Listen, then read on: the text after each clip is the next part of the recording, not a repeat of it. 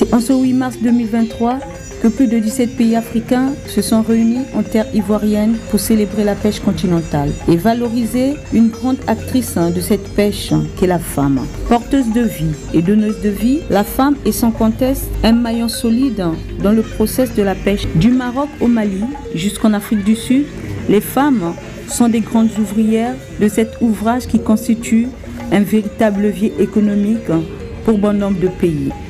En effet, venues quelques jours en avance, les femmes ont pris du temps de s'asseoir ensemble pour réfléchir à la pratique de la pêche dans leurs pays respectifs, mais surtout de parler de leurs conditions de travail. Pas facile en ce 21e siècle, et que l'archaïque laisse place à la modernisation et au développement de tout. Dans ce cas, il n'est pas facile pour les femmes de pratiquer la pêche artisanale, qui de plus en plus est surplantée par la pêche industrielle. Ensemble, elles ont publié la déclaration d'Abidjan pour appeler à l'amélioration de leurs conditions de travail. En fait, un appel à être mis au centre des décisions concernant la pêche, un domaine qui les implique pleinement. Nous demandons à nos gouvernements de mettre en place de façon participative, transparente et sensible aux enjeux des genres, des plans d'action nationaux s'articulant autour des 5 priorités d'action. Pour donner un avenir digne et durable à la pêche artisanale africaine, nous demandons à nos États, qui sont nos premiers partenaires, de mettre le cap sur l'objectif de développement durable ODD 14P et de garantir l'accès aux ressources et au marché pour la pêche artisanale.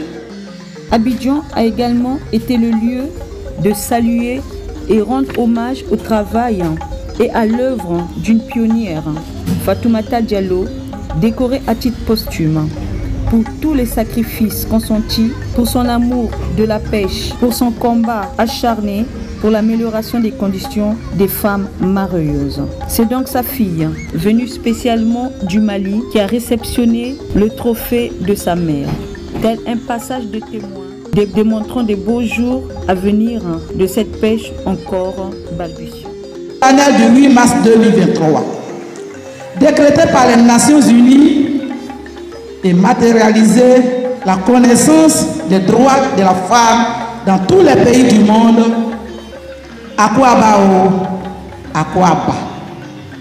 Mesdames et messieurs, à l'instar des Nations Unies, la CAOPA a depuis sa création en 2010, institutionnalisé la reconnaissance des droits de la femme de la pêche artisanale par des célébrations mareyeuses et transformatrices qui sont venues de toute la région de la Côte d'Ivoire pour manifester leurs droits aujourd'hui, qui nous ont toujours mis la femme au cœur de leurs actions pour une Côte d'Ivoire solidaire et prospère. Que Dieu vous bénisse.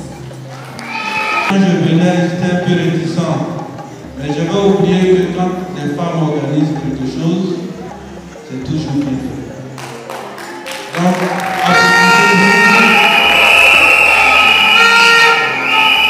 je voudrais également profiter de ce pupitre et de ce micro pour dire merci à nos grandes autorités, en l'occurrence le président de la République de Côte d'Ivoire et à son épouse, Madame Dominique Ouattara, qui œuvrent pour que la